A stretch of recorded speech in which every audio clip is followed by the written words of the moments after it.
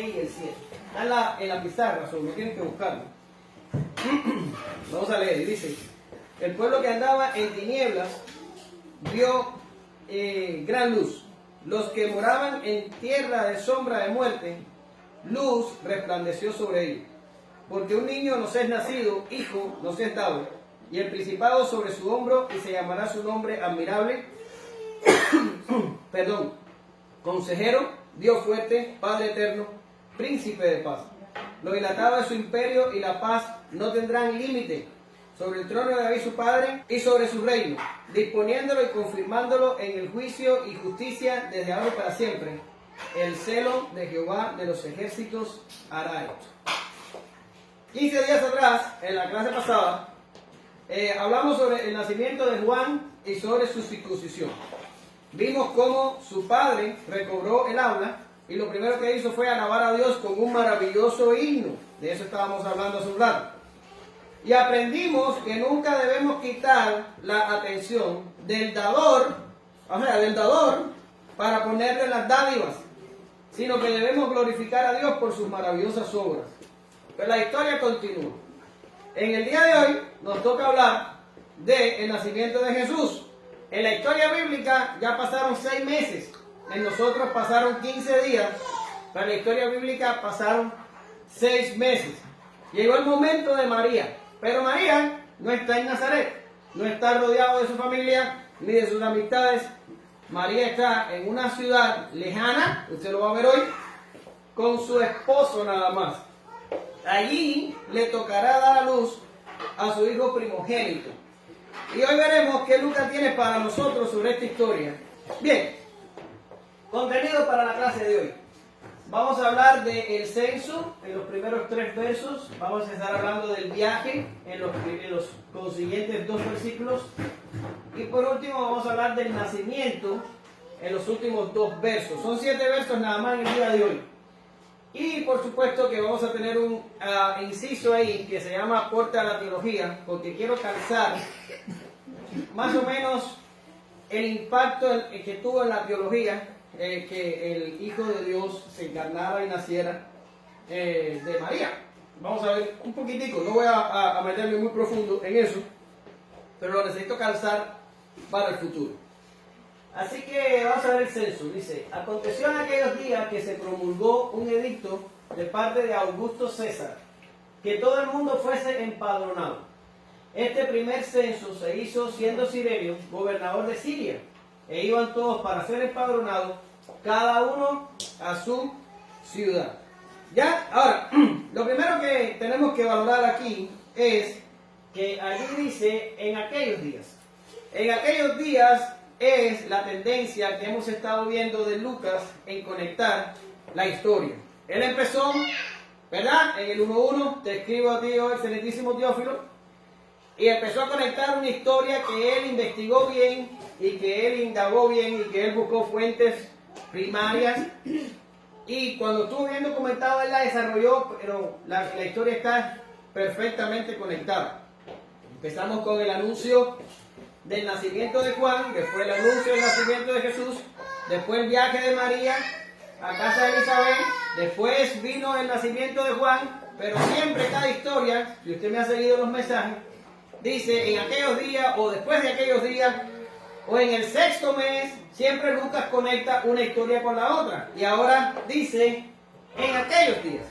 En aquellos días, quiere decir, durante los 6 meses que pasaron entre el nacimiento de Juan y el nacimiento de Jesús, en algún momento, durante esos 6 meses, se promulgó un edicto de parte de Augusto César. Ahora, se promulgó un edicto. ¿Qué significa eso? Eso era una orden imperial. Era una orden que bajaba desde el emperador o allá el máximo jefe romano, como usted lo quiera llamar, ¿verdad? Y bajó hacia abajo la orden de que tenían que hacer un censo. ¿Ya está? Ahora, la idea del emperador era contar su gente, ¿ya? Contarlos, saber, a ver, ¿cuántos tengo aquí? 1, 2, 3, 4, tengo 10. Bien, pues ya sé entonces cuánto me tiene que entrar a mí de tributo. Ahora, ¿quién fue el que promulgó el edicto? ¿Quién lo promulgó? ¿Qué dice el texto? Augusto César. ¿Ya? Augusto César es el primer emperador romano. Era sobrino nieto de Julio César.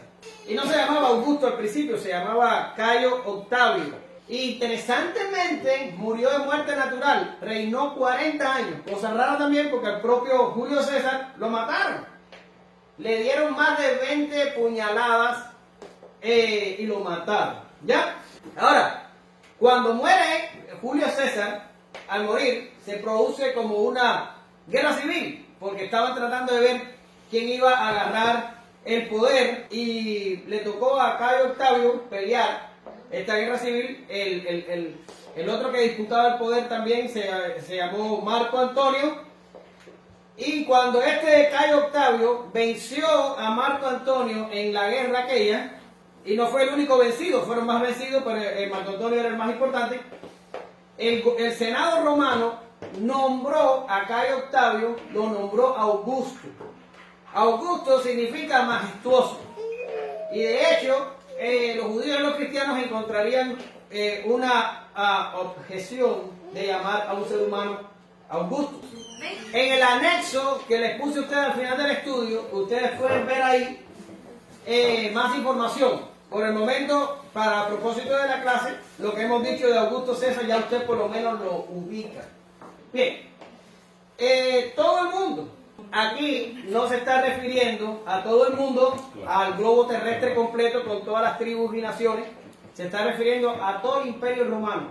Es el todo por la parte por el todo. Ahora, después viene y tenemos que hablar de el censo, porque era un edicto para que todo el mundo fuera empadronado. ¿Ya? Ahora, en el censo tenemos un problema. Usted no lo nota, pero existe el problema. ¿Y cuál es el problema? Que cuando Lucas enmarca el censo, él dice, y este censo fue el primero, siendo Cirenio gobernador de Siria. Y lo que pasa es que tenemos un descuadre cronológico y el censo ese que dice Lucas no coincide con un censo que haría Cirenio un poquito más adelante.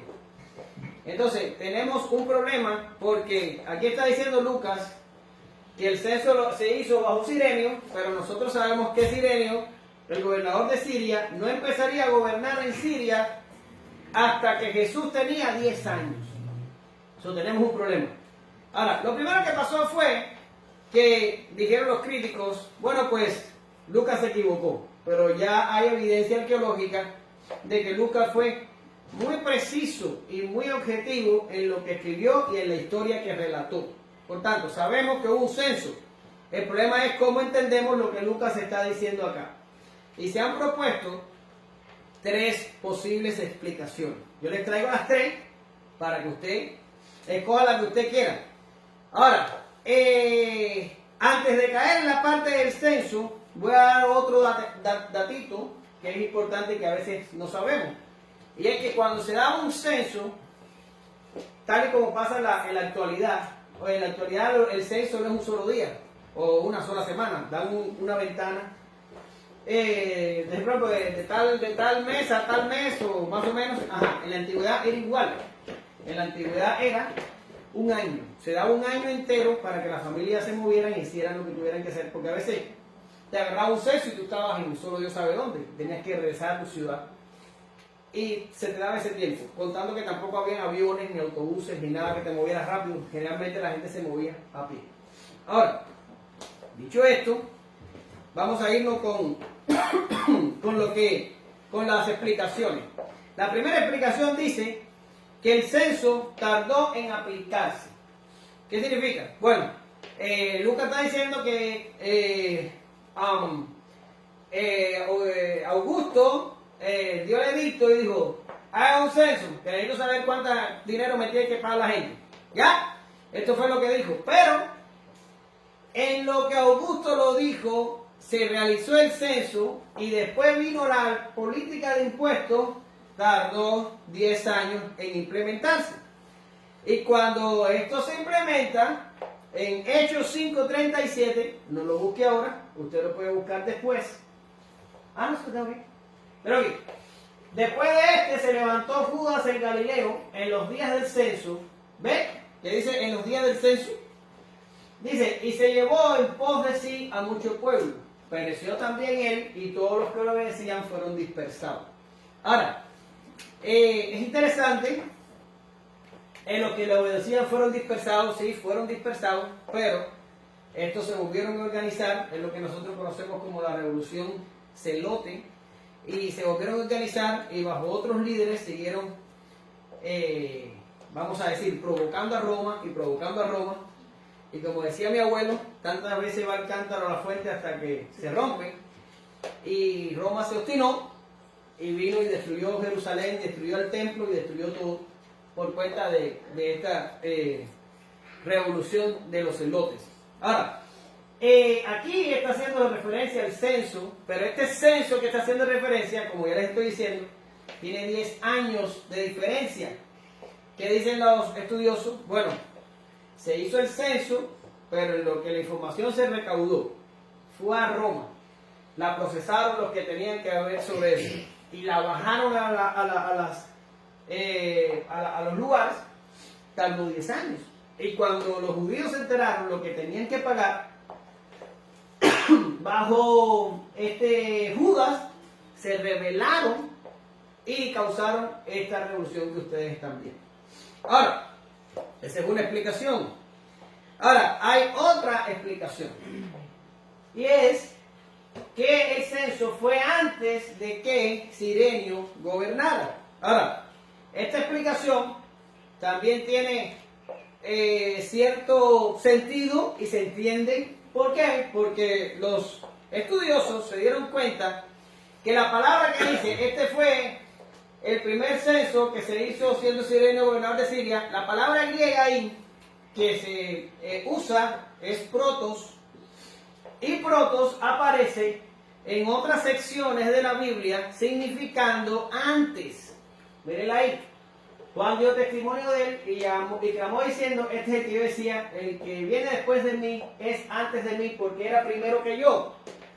Ahí el porque era primero que yo es protos.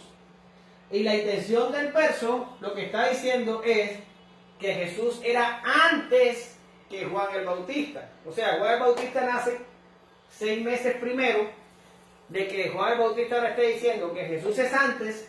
¿Está hablando de qué? De la preexistencia de Cristo. Eso lo entendemos. Pero el uso del término ahí está hablando no de algo primero, sino de algo antes. Y entonces dice los historiadores, los lingüistas, el protos de Lucas pudo haber sido, este censo se hizo antes que Cirenio gobernare en Siria. Ahora, mira abajo, Juan 15:18.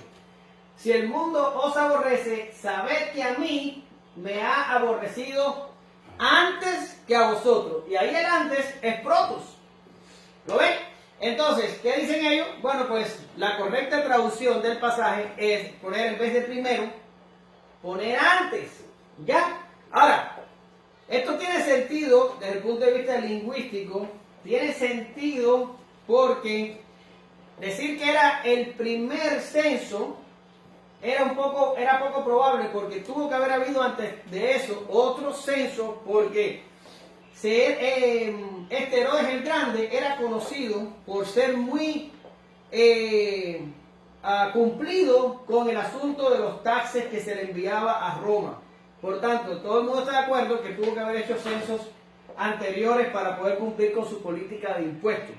Y lo otro que quiero decir es que la forma de Lucas hablar, porque usted va a decir, venga, si él estaba relatando una cosa que estaba pasando en un momento determinado, ¿cómo iba a citar algo que iba a pasar 10 años después? Sí, puede ser, porque eso era la forma en la que se hacían, eso se llama marca cronológica en un relato.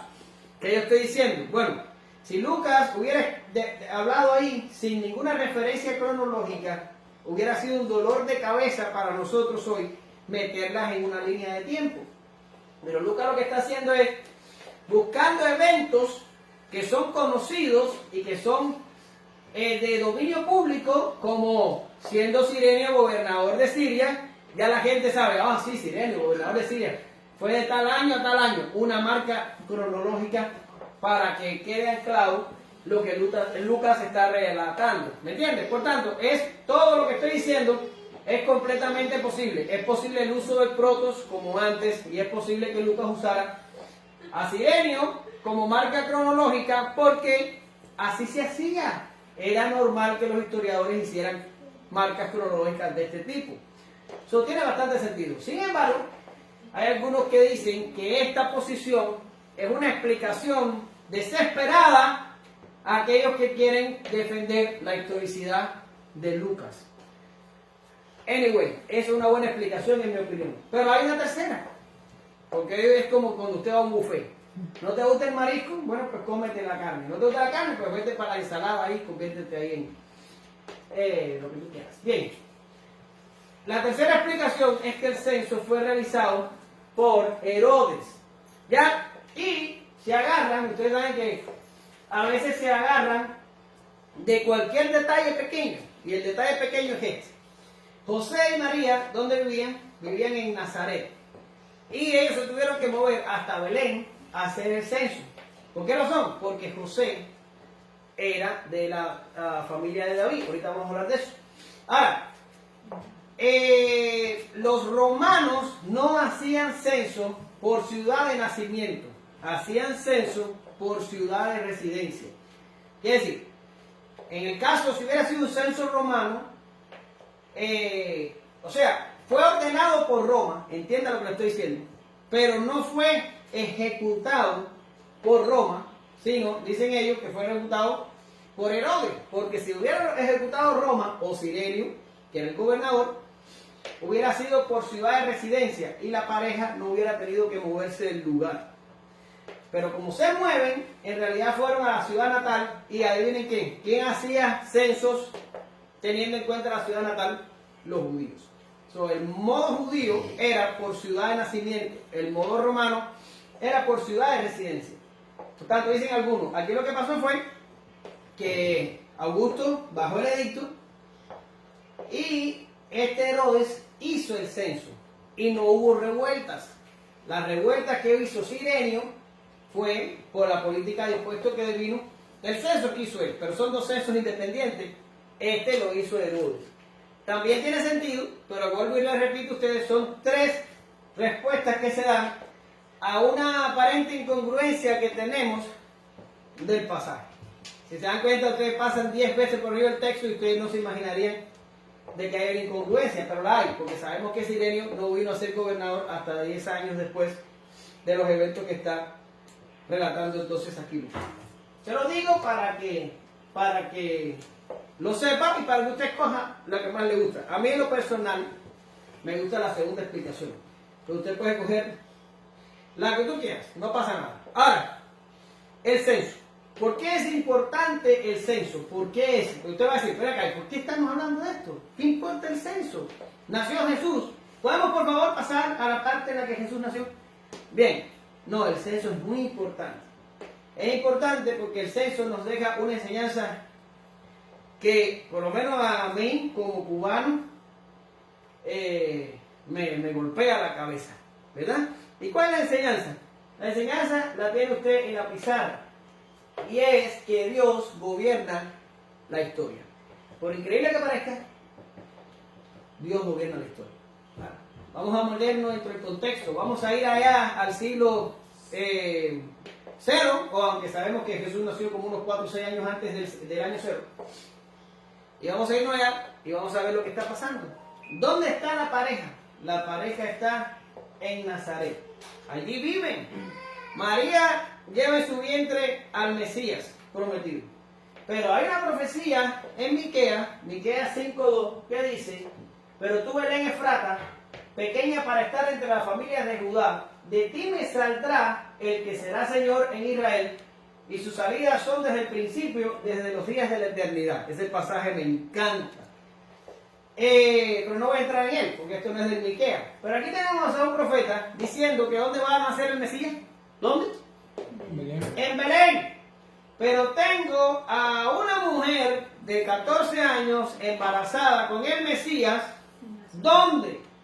En Nazaret. Y usted va a decir, pero ¿cuál es la onda aquí? ¿Qué está pasando? Dios se busca a uno para hacer la nación de Israel, se busca a Abraham. ¿Y quién era Abraham? No, tú sabes, el otro. Abraham, y se lo busca, y tú dices, ¿en serio? La mujer es estéril.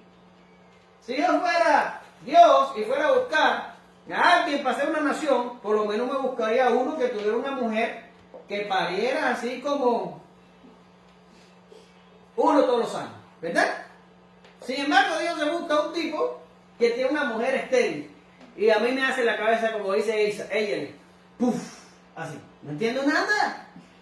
Tuvo que pasar años de los años la pareja perder la costumbre de las mujeres y el hombre perder lo que pierden todos los hombres. Todo pasó, cuando todo estaba perdido, se aparece Dios, le revoluciona la cabeza y le dice, en 9 meses estoy aquí y vas a darte cuenta que Sara tuvo un hijo. ¡Pum! Dice, ¿what? ¿Qué pasó aquí? ¿Ya?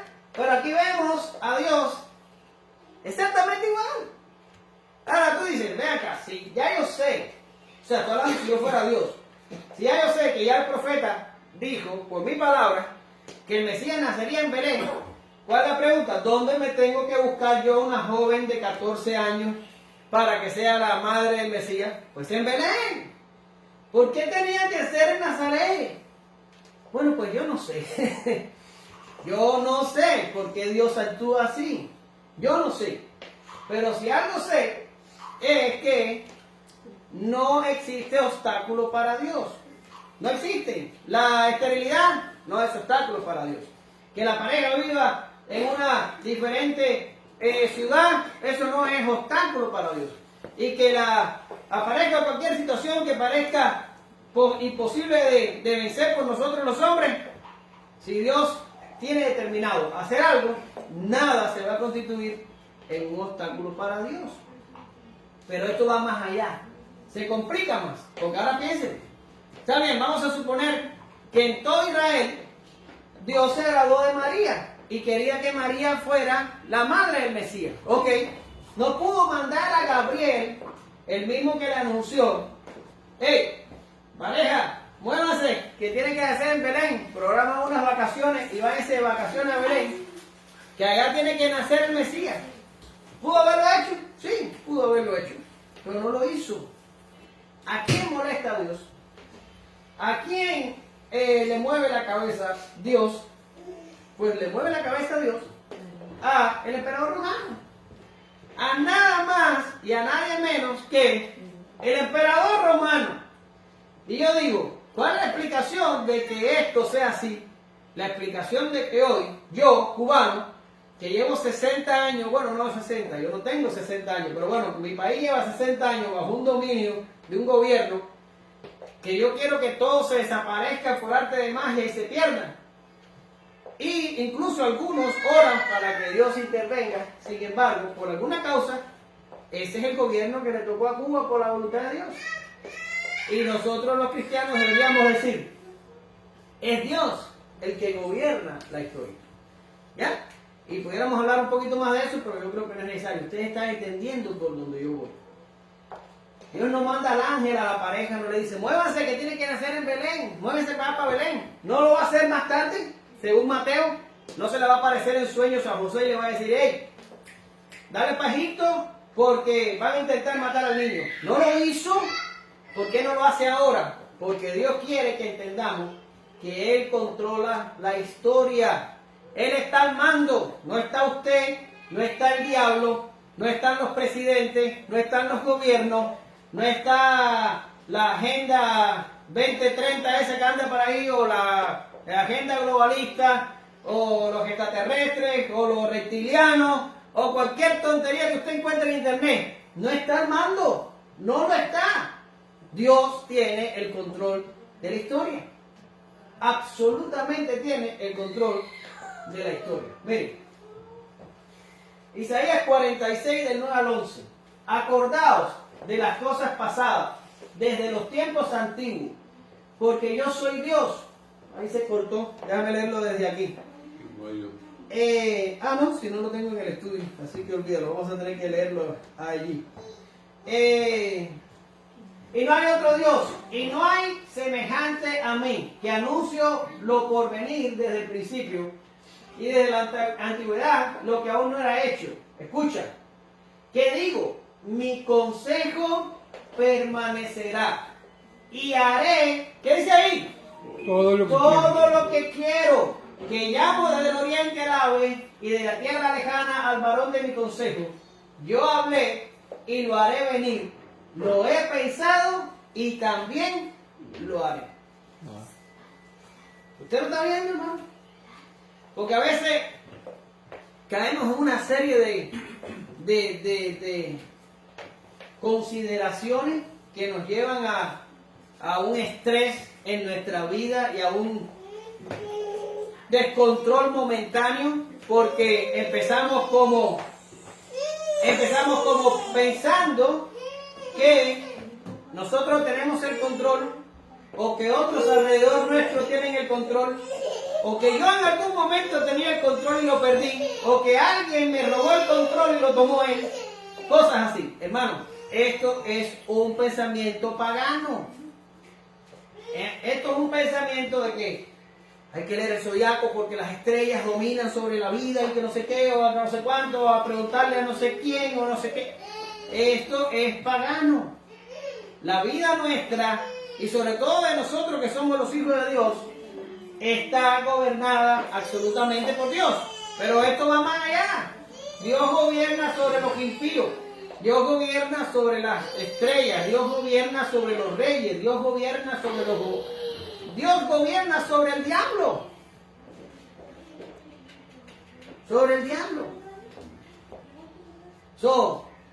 Paz, por favor, tranquilícense. Yo mismo, paz. Hay que estar tranquilos, confiados. Y sabemos que a los que aman a Dios, todas las cosas os ayudan a bien. Esto es lo que conforme a su propósito son llamados. ¿Cómo Dios pudiera prometer semejante cosa si Él no tuviera el control de la historia? Pero Dios tiene el control. Aunque tú pienses que tu vida está absolutamente descontrolada, Dios tiene el control sobre tu descontrol. Tenemos que empezar a tener paz. Tenemos que empezar a creer la Biblia. Otro texto. Y este texto es muy interesante. Miren, dice: le mandaré contra una nación pérfida, y sobre el pueblo de mi ira le enviaré, para que quite despojos y arrebate presa, y lo ponga para ser hollado como lodo de las calles. Y entonces ahora viene lo importante. Dice, aunque él, está hablando de un rey, aunque él no lo pensará así, ni su corazón lo imaginará de esta manera, sino que su pensamiento será desarraigar y cortar naciones no pocas. Aquí lo que está pasando es algo que Dios usa muchas veces en el Antiguo Testamento. Y aquí Él había ordenado al rey de Asiria, con A, convertirse en la instrumento de ira contra el pueblo de Israel. El pueblo de Israel había pecado, ya Dios se había cansado, y Dios necesita a alguien que venga y se convierta en el instrumento de su castigo. ¿Y a quién agarra? Al rey de Asiria. Y mira lo que está diciendo el texto. Dice que yo lo envío para que sea el instrumento de la ira mía, y te estoy enviando contra mi pueblo para que tú quites despojos, arrebates presas y ponga para ser hollado, y todo lo que está diciendo ahí. Pero oye lo que está diciendo el profeta. Dice, aunque él no lo pensará así, ni su corazón lo imaginará de esa manera. Quiere decir, el rey lo que ve es Israel y dice, voy a ir para allá y voy a destruir y voy a acabar y voy a hacer y voy a deshacer.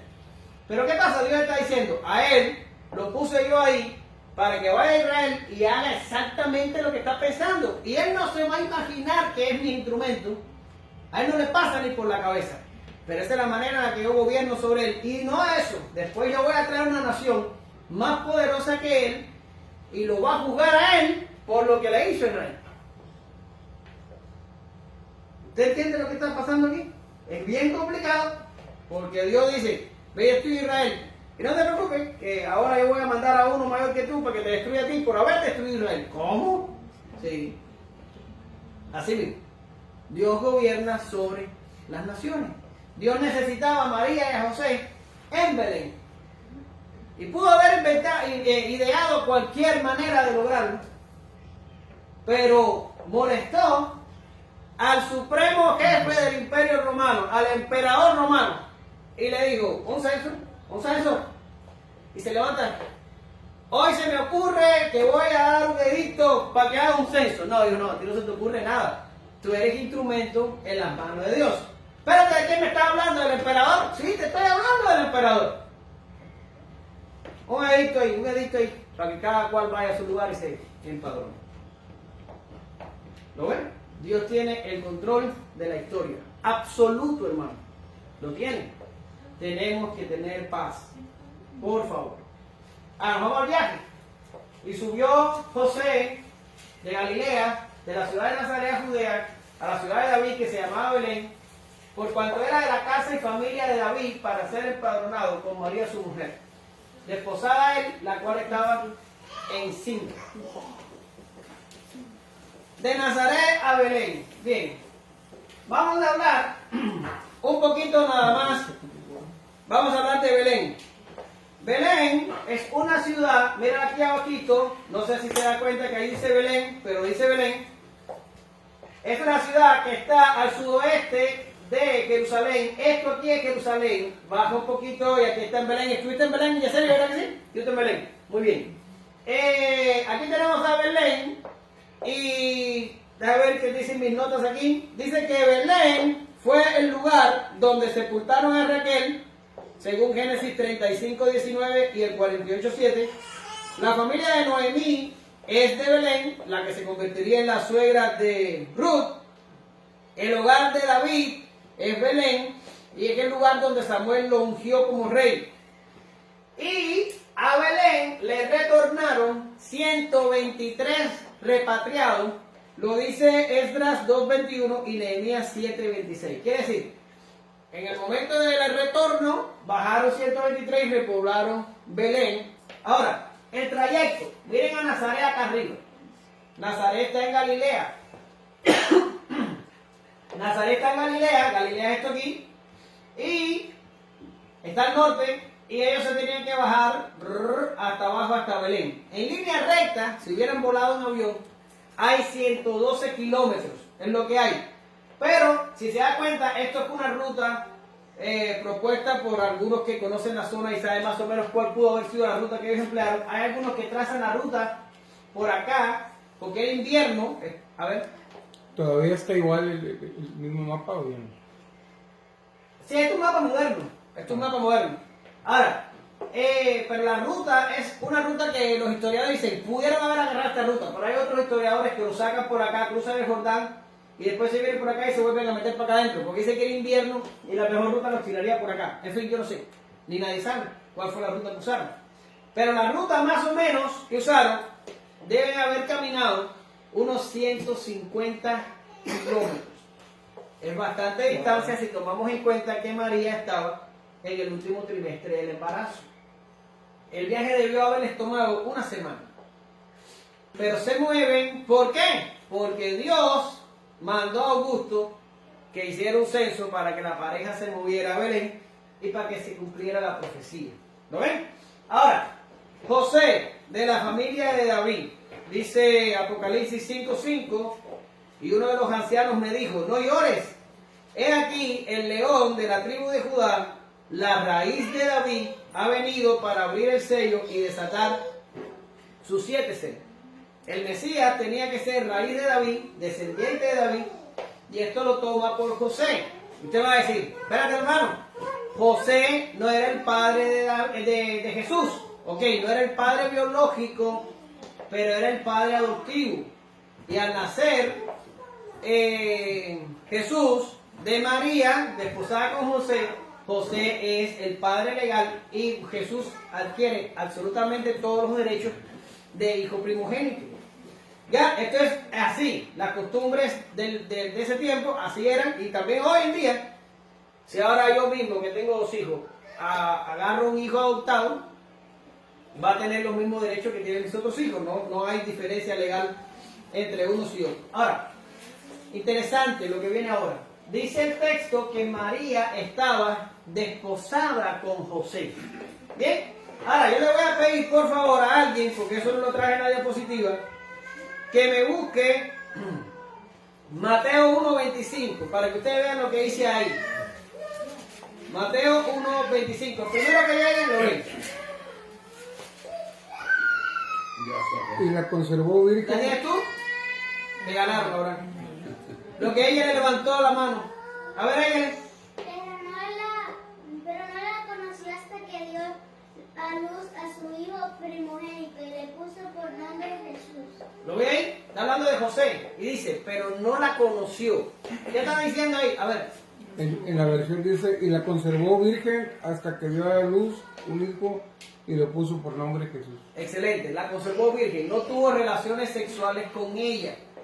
Ahora, que este Lucas esté hablándonos de esto todavía, 9 meses después del anunciamiento de Gabriel, esto nos recalca la posición de que María tuvo en efecto una concepción virginal. ¿Se acuerdan que hablamos de eso?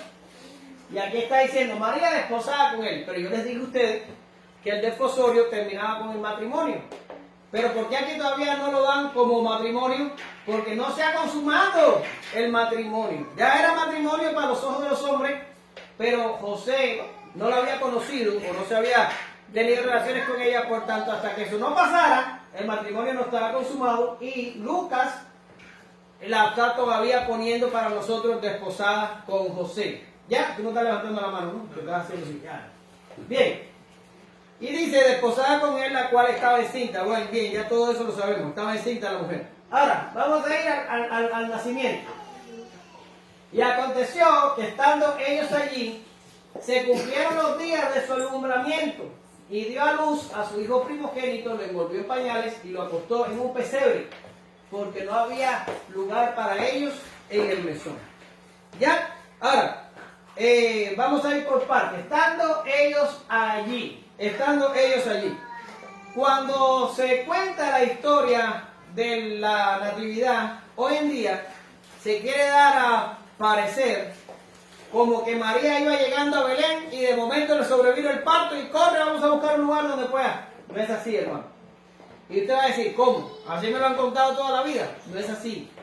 Porque dice el texto, estando ellos allí. Quiere decir, ellos habían llegado a Belén, se habían establecido en Belén, y cuando ellos estaban establecidos, entonces vino todo lo demás. Pero ese sentimiento de urgencia, como que corre a algún lugar porque esta mujer se le sale el niño, no existe en la historia bíblica. Ellos llegaron y estando, ¿verdad que todo el mundo tiene ese sentimiento? No, como que llegaron y ya, no, o sea, estando ellos allí, la pareja había llegado, se había establecido y ¡pum! Había llegado el momento del nacimiento. Ahora, fíjate que Lucas, acuérdate que Lucas es médico, y Lucas no solo dice estando ellos allí, dice se cumplieron los días. ¿Ya? Tengo mujeres aquí que han estado embarazadas y que han parido hijos. Y tú sabes más o menos que después que tuviste relaciones, tú cuentas unas 40, 42 semanas y más o menos por ahí, en algún día, se te cumplen los días. O por lo menos así era como parían las mujeres antes. Hoy no, hoy te meten en un hospital y te inducen el parto. Pero normalmente lo que pasa es que te dicen, a ver cuándo fue tu última menstruación tal que el tiempo. Te hacen una cuentecita china ahí y te dicen, tú vas a parir tal día. O después te hacen un ultrasonido y por el tamaño del feto te dicen vas a parir más o menos tal día. Y en cualquiera de esos días el organismo comienza a provocar el parto, la mujer pare. Así sucede. Y eso es lo que pasa aquí. Se le cumplieron los días. ¿Cómo es decir? El embarazo llegó a término y la mujer comenzó el labor de parto y parió. Es decir, ¿qué es lo que es lo milagroso aquí? La concepción. que hablamos de ella en estudios pasados. La concepción es milagrosa, pero el embarazo, ¿cómo fue? Normal. Pero ¿cómo fue el parto de María? Normal. ¿Cómo parió María? Como pariste tú, como parió mi mujer, como parió Diana. Fue normal, como cualquier mujer. Pero ahí dice Lucas, se cumplieron los días. Llegó el momento de parir, la mujer parió. De nuevo, no cogió a la pareja por sorpresa. No estamos hablando de gente como que no entiende lo que está pasando a su alrededor. No, ellos salieron de Nazaret sabiendo que el bebé iba a nacer en Belén. Pero no solo esto, hay algunos que creen que José se apresuró en llegar a Belén, no solo por el censo, sino porque también eran conscientes de la profecía de que el Mesías nacería en Belén. No hay nada malo con esto. Y no solo esto, la pareja podía contar, ellos sabían y entender el momento en el que esta mujer iba a estar ready para parir. Por tanto, no los cogió de susto. No fue una cosa como decir, ¡ay, mi madre! ¡Estás pariendo en el medio de la calle! No fue así. Ellos sabían, estaban ya en Belén y se le cumplieron los días. Llegó el momento de parir y esta mujer entonces empezó a parir. Y dice, y dio a luz su hijo primogénito. Ya hablamos de que por ser primogénito adquiere todos los derechos legales de cualquier hijo primogénito, como cualquier otro. ¿Ya? Ahora, también dice la Biblia, ahí abajo, que lo envolvió en pañales. ¿Ya? ¿Qué significa esto? Bueno, significa que era la costumbre, igualito que hoy en día, que cuando el niño nacía, se le ponía una envoltura de tiras de tela para hacerlo como aguantarle los bracitos y los piecitos. Así lo hacen hoy, cogen el paño y lo convierte como en un tamalito así, lo que te entrega un tamalito y que nada más se le ve la cabeza. Así se hacía en aquellos tiempos, no hay nada normal.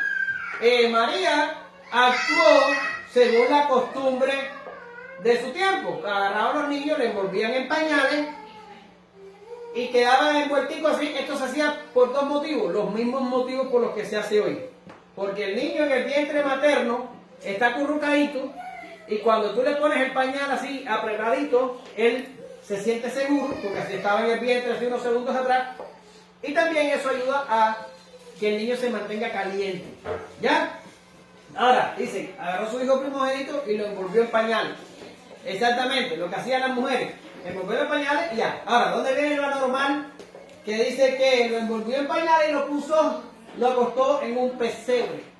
Ahora, pesebre es una palabra un poco como rebuscada para la ocasión, porque en realidad pesebre es un comedero de animales, es lo que es. Yo digo, los que han inventado todas las canciones, que están bien, no estoy en contra de las canciones, tendrían en mente que era un comedero de animales, porque a veces queremos pintar el pesebre un poquito más sofisticado. Pero pesebre, se proponen dos tipos de pesebre. El pesebre de madera, que es el tradicional que nosotros usamos acá para un poco decir lo que pasó. Por supuesto también el menos probable era más o menos esto que usted está viendo allí. Y el pesebre de piedra, o acuérdese que el pesebre lo podemos sustituir por comedero. El comedero de piedra, este que usted está viendo aquí, fue encontrado en Megiddo y se sobreentiende que si han sido encontrados este tipo de comederos animales en la zona, lo más probable es que Jesús haya sido puesto en un pesebre de piedra. Ahora usted dice, hermano, y si yo creo que fue de madera, me gusta más de madera. Hombre, quédate con el de madera, a ver qué. Pero que eso no contradice lo que dice que ellos ya estaban establecidos, porque es como si fueses establecido, tú vas a agarrar donde vas a poner a tu niño en algo así, vas a venir preparado con una cuna o regularmente donde ponen los bebés. Ahora voy a responder a ti. Ya quedamos con el que el pesebre podía ser de madera o de piedra, ¿ya? Ahora, esa respuesta viene ahora, mira, dice, no había lugar para ellos en el mesón. Y esto también se ha malinterpretado mucho y hay muchas opiniones al respecto. Por eso es que yo le decía al principio de la clase de que estaba seguro de que ustedes iban a aprender cosas nuevas hoy, a pesar de que íbamos a estar hablando de algo tan trillado como el nacimiento de Jesús. Ahora, yo quiero que ustedes miren aquí esta casa y ustedes se den cuenta que esto es una casa tradicional de los tiempos en los que nació Jesús. ¿Por qué? A continuación yo les voy a explicar 4 teorías que hay acerca de qué es lo que era el mesón. Y no te preocupes que voy a dar respuesta a tu pregunta, vas a ver que sí. Aquí vemos una casa y lo que usted está viendo aquí es que la casa tiene 2 pisos. Tiene el piso primero aquí y tiene el piso segundo aquí. ¿Lo ve ahí? Ahora, no significa que entre el piso primero y el piso segundo hay mucha altura. Si esta casa tuviera 2 pisos, por ejemplo, usted tiene 2 pisos, la altura es más que este pedacito que hay aquí, ¿verdad que sí? Se sube por una escalera bastante alta.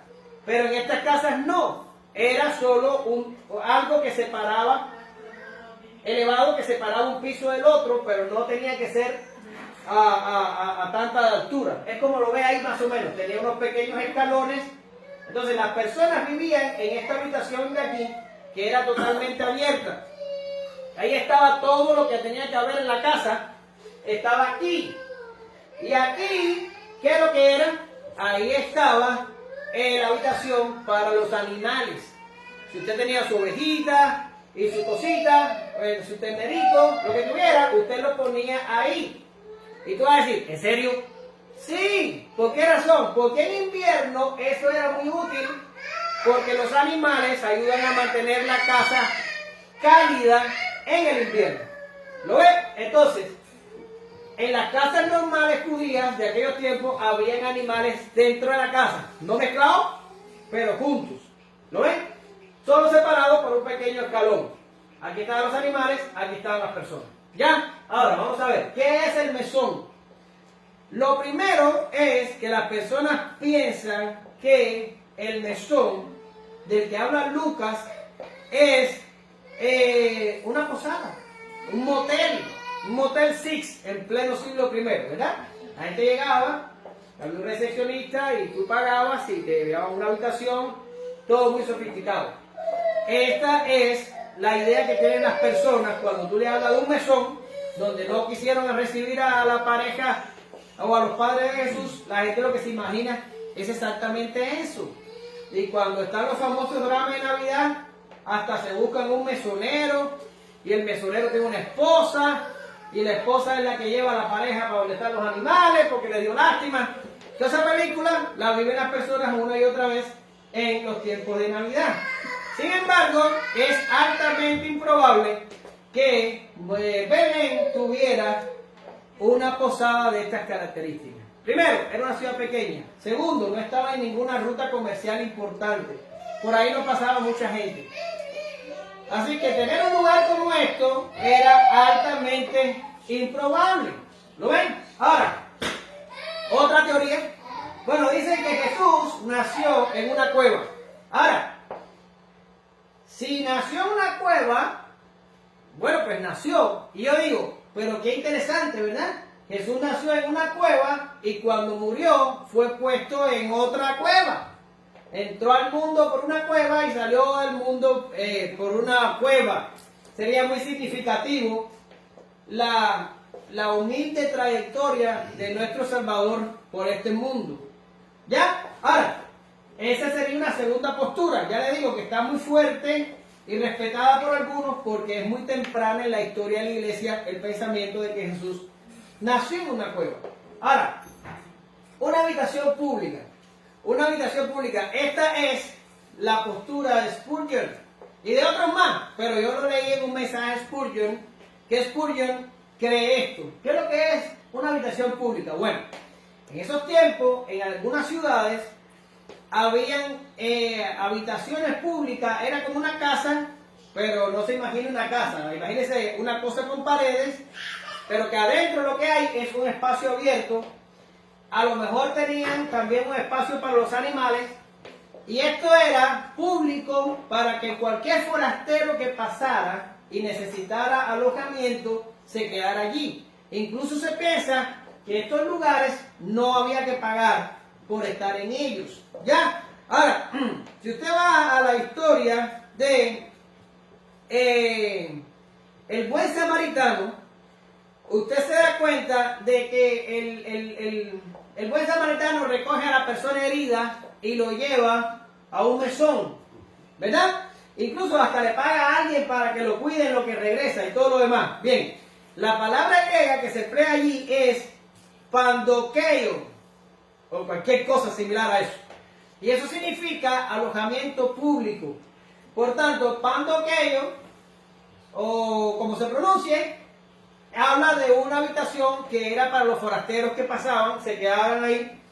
Acuérdense de que en estos países de la parte de lo que es el Medio Oriente, las políticas de hospedaje son muy importantes. Quiere decir, a nosotros no nos preocupa que haya una persona durmiendo en la calle o que haya una persona que necesite albergue y no lo tenga. Pero para esta gente en el Medio Oriente, ser hospedador era algo muy importante y culturalmente muy significativo. Ahora, hacían estos lugares para que nadie tuviera que dormir en la calle. Allí se hospedaba la gente que no tenían familias en el lugar, que no tenían dónde dormir. ¿Ya? Y dice Spurgeon que posiblemente Jesús nació en un lugar así. Y lo vemos también aquí en el caso de la parábola del buen samaritano. Ahora, la parte mala con esta interpretación es que Lucas no usa pandokeion como palabra en mesón. Lucas usa otra palabra, la tenía aquí por algún lugar, que creo que es kataluma, pero ahora se me perdió las notas, pero no pasa nada, probablemente sea algo así como kataluma. Ahora, perdón, al Lucas emplear una palabra diferente y no pandokeio, entonces estaríamos diciendo que probablemente Jesús no nació en este tipo de lugar. A lo mejor nació en la cuarta parte, que es una habitación privada. ¿Qué pasa? Que algunas casas de judíos, además de tener una habitación aquí para las personas de la casa, también tenían anexada a la casa otra habitación para huéspedes. Yo me imagino, los que podían tener una casita más grande, tenían una habitación para los que vivían en la casa, una para los animales abajito, y al ladito había una para huéspedes. ¿Ya? Kataluma significa esto, una habitación para huéspedes. ¿Dónde es usado kataluma? Bien, en Marcos 14:14 dice, y donde entrare, decid al Señor de la casa. El maestro dice, ¿dónde está el aposento donde he de comer la Pascua con mis discípulos?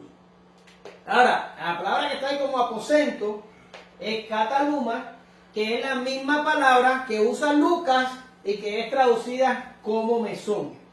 Si se dan cuenta ahorita cuando estábamos hablando del censo, yo me quedé con la opción que proponen los lingüistas por las palabras usadas y el uso que tienen en otros pasajes. Y siempre trato de hacer eso, de quedarme con el texto y no con cualquier otra cosa. Y por eso a mí me gusta más la idea de habitación privada. Pero si tú quieres cueva, ahí quédate, no pasa nada. Ahora, lo que sí no es una posada con mesonero y con cuartos y con todo aquello demás. Es un disparate. Ahora voy. Kataluma es usada para hablar del aposento donde Jesús tuvo la última cena. Si usted va a Lucas 22:11, igualito. Y decir al padre de familia de esa casa, el maestro te dice, ¿dónde está el aposento donde he de comer la Pascua con mis discípulos?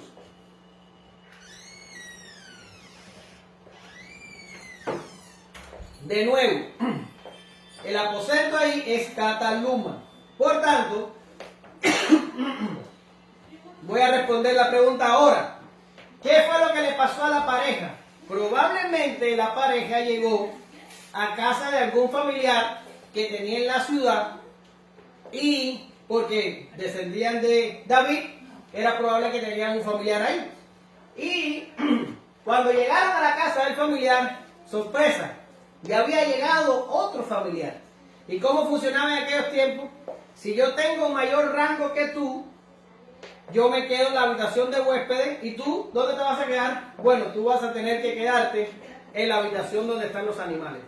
Porque ya tengo llena la casa por un lado, tengo lleno el cuarto de huésped por el otro. Mi primo José, perdóname, pero vas a tener que hacer un lugarcito ahí, perdón, en donde están los animales. Que no era separado de la casa por allá por la otra esquina. No era en la misma casa, pero era donde estaban los animales. Ahora, para. Olvídate de la escena de Jesús en el pesebre, como esta aquí, que tiene heno, ¿verdad? Y entonces pone la vaquita y el perrito y aquí todo, hay de todo en el pesebre. Olvídate de eso. Eso es ilógico pensarlo. ¿Por qué razón? Porque José, lo más probable es que le haya tenido que quedar allí en esa parte donde guardaban los animales, pero el hombre era carpintero. Seguro que iba a hacer algo, una pared intermedia o algo, perdón, o en último caso, iba a botar a los animales para afuera. Iba a quedarse allí, iba a limpiar el pesebre, le iba a quitar todo el heno, en serio, no va a ponerlo ahí sobre la paja, ¿qué cosa es eso?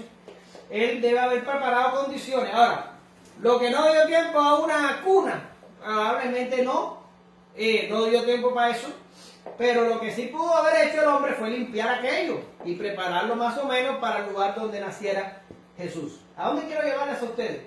Es ridículo pensar que Jesús nació al lado de la vaca y con el toro sonando y con la oveja chillando. Eso es ilógico. Es evidente que la pareja debe haber preparado condiciones mínimas para recibir a su hijo.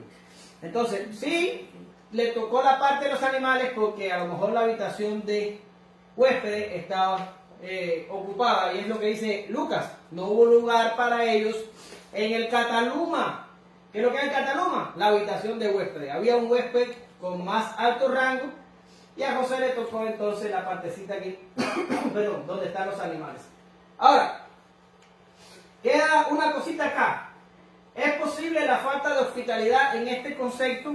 Te lo digo porque está la idea de que ellos llegaron al mesón. No, necesito un lugar para mi esposa que está a punto de parir, por favor. Y el mesonero le dice, no tengo lugar, váyase de aquí.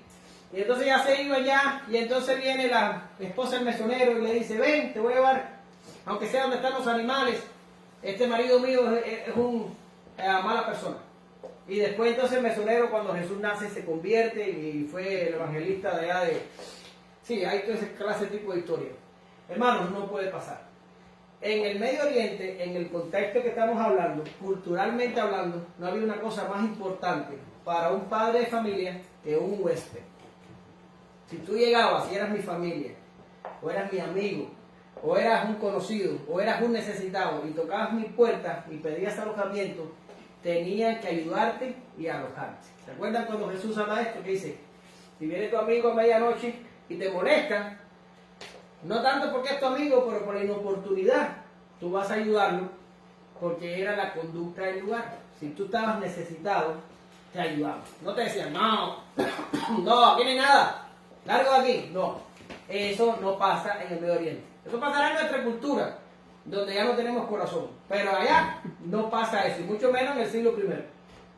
Ahora, si la voz me alcanza, vamos a hablar de...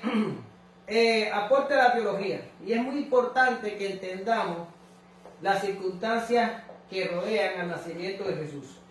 Lo primero que tengo aquí para ustedes es que el Hijo de Dios, siendo rico, se hizo pobre. ¿Ven los textos? Sí. Dice, porque ya conocéis la gracia de nuestro Señor Jesucristo, que por amor a nosotros se hizo pobre, siendo rico, para que vosotros con su pobreza fueran enriquecidos. Usted presta atención al pasaje. Presta atención. Dice, Jesucristo que por amor a vosotros se hizo pobre. ¿Cómo era él? Rico. Entonces se hizo pobre. Pero ahora mira aquí. Para que vosotros con su pobreza fueses enriquecidos. Espera, no entendí. Siendo rico se hizo pobre para que vosotros con su pobreza fueses enriquecido. Es la pobreza de Jesús la que nos enriquece a nosotros. Pero en serio, ¿lo están agarrando la cosa o no la están agarrando? Porque yo digo, bueno, espérame. Yo me enriquecería con la riqueza de Jesús. Pero el texto lo que está diciendo que la pobreza de Jesús, nosotros fuimos enriquecidos. Ahora, ¿cuál es la cosa aquí que nos está diciendo la Biblia? ¿Por qué la pobreza de Jesús nos enriquece? ¿Por qué? En vez de ser la riqueza, no, es su pobreza. Bien, porque los teólogos reconocen que cuando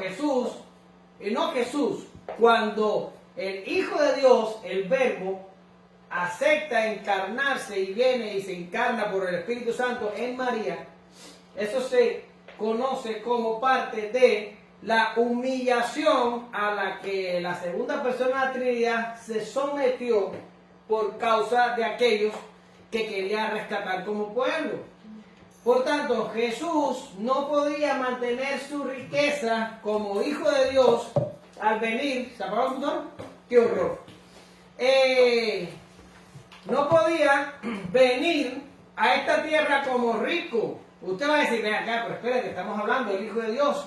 Debió haber nacido en un palacio con cuna de oro y con miles de personas sirviéndolo y que no sé qué. Sí, porque ese es nuestro pensamiento carnal que nos lleva a pensar que Jesús necesitaba todo eso, como muchas veces también pensamos que nuestros hijos necesitan todo eso. No es así, hermano.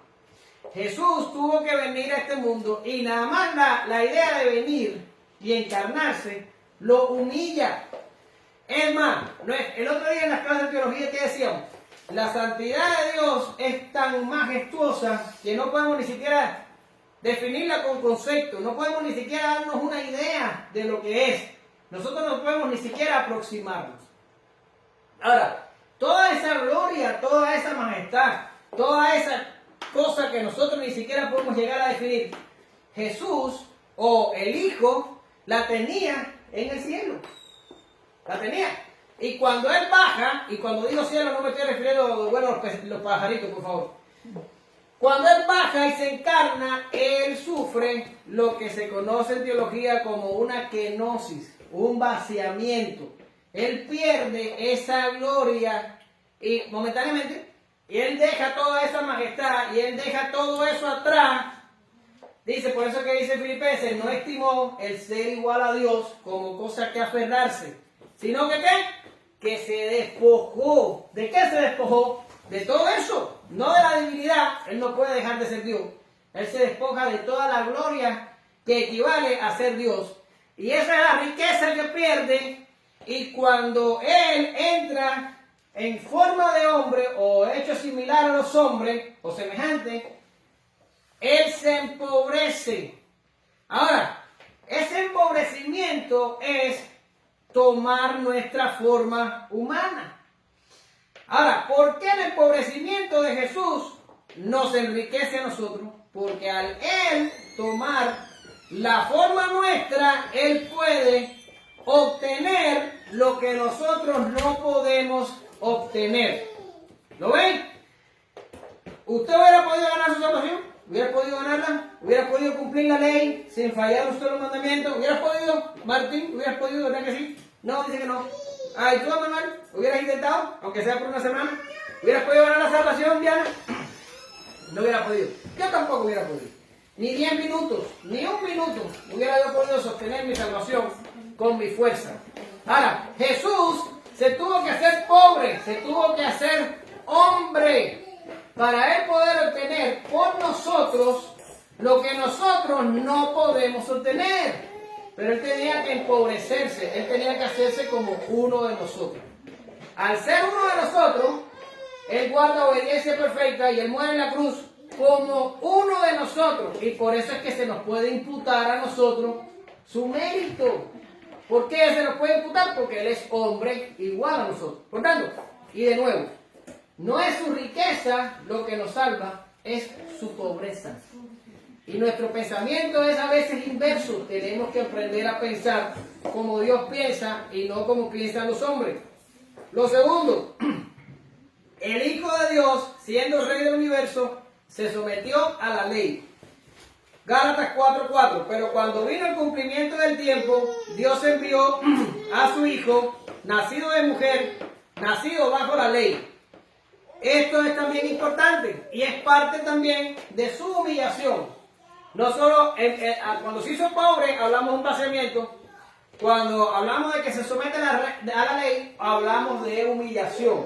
¿Por qué? El Rey del universo, el dador de la ley, el legislador sobre todo, se basea y baja y se somete él mismo a su propia ley. Y esto es fundamental en teología. ¿Por qué razón? Porque Jesús, al someterse a la ley, Jesús viene en lo que nosotros conocemos como segundo Adán. ¿Ya? Adán estaba sujeto al pacto de obras en el Edén. ¿Y qué era para nosotros Adán? Era nuestro representante, era nuestra cabeza federal. ¿Ya? Y cuando Adán falla en el pacto de obras, todos nosotros fallamos. Ahora, Jesús tenía que venir a hacerse uno de nosotros, pero someterse a la ley. Porque cuando Él queda sujeto a la ley, Él está en la posición de segundo Adán. Es como decir, ahora soy yo, Jesús, el que va a pasar por la ley y la voy a cumplir para que mi pueblo pueda tener la salvación que no pudo obtener Adán. Ahora, espérate. Valóralo por un segundo. ¿Cuántos mandamientos tenía que obedecer Adán? Uno, ¿verdad? No comer del árbol. Oye, qué maravilla estar en un lugar donde la única prohibición sea no comer de un dichoso árbol. Él podía hacer todo lo demás. Lo único que era malo era comer del árbol. Jesús no vino bajo ese pacto. Jesús vino, mínimo, la ley judía tenía 613 mandamientos. Mínimo. Mira ahí como se ha quedado así. 613 mandamientos. Pero agrega a eso las tentaciones de Satanás, los sufrimientos de esta vida y todo lo demás que Adán tampoco tuvo que padecer. Jesús se tuvo que enfrentar a ese monstruo al que nosotros no nos podemos enfrentar ni por un segundo. Y dice la Biblia que no hubo pecado en él, ni siquiera hubo engaño en su boca. ¿Lo ven? Jesús se tuvo que someter a la ley, porque la única manera de obtener salvación es si tú guardas una obediencia perfecta a la ley. Y esto lo obtuvo Jesús para nosotros. ¿Amén? Ahora, ¿por qué Jesús, y estoy concluyendo, no nació en el siglo XXI? ¿Por qué no nació en algún hospital importante? ¿Por qué no tuvo una familia millonaria y poderosa? Estoy seguro que todos nosotros nos hemos preguntado cosas así. Parece que Dios siempre busca el camino más complicado o el más difícil. Pero si tenemos en cuenta que Dios es sabio, podemos estar seguros de que así tenían que ser las cosas. ¿Cómo concluimos en el día de hoy? Con dos argumentos, el del amor y el del contentamiento. ¿Quieres saber cuánto te ama Dios? ¿Quieres saber? Bien, el amor de Dios es proporcional a lo que el Hijo tuvo que renunciar para venir a este mundo y nacer. Y tú me vas a decir, hermano, nosotros ni siquiera podemos entender lo que Jesús tuvo que renunciar para venir a este mundo. Yo digo, exactamente. Nosotros ni siquiera estamos al 10% de saber el gran amor que tuvo Dios para con nosotros al enviar a su Hijo a esta tierra a tomar forma de hombre. Exactamente. No entendemos. No entendemos ni lo uno ni lo otro. Pero debe ser algo bien grande. Y lo otro es el argumento del contentamiento, que nos recuerda que antes de andar enojados por lo que no tenemos y antes de estar haciendo oraciones vanas, pidiendo cosas, recordemos que Jesús tuvo cuando nació y entonces comprenderemos que Dios nos ha dado demasiado. Seamos agradecidos.